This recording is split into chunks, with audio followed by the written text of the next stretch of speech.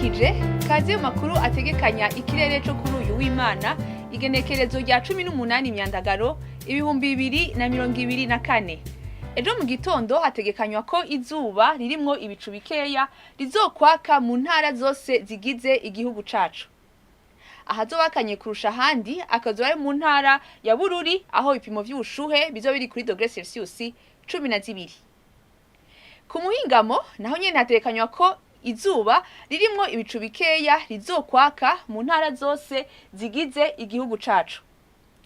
Ibipimo vy'ubushuhe biri hejuru kurusha handi bikazokibonekeza mu ntara ya Cibitoke aho bizo biri kuri °C 32. Ejo mu gitondo hategekanywa ko izuba rizoseruka isaha 12:06 rirenge isaha 12:06 nyene zo ku mugoroba. Ano hagarukiye amakuru ategekanya ikirere cyo kuri uyu w'Imana akaba yateguwe n'ikigo kijejwe ibirere ca Ijebu mwayashikirijwe na Fenatiro y'inka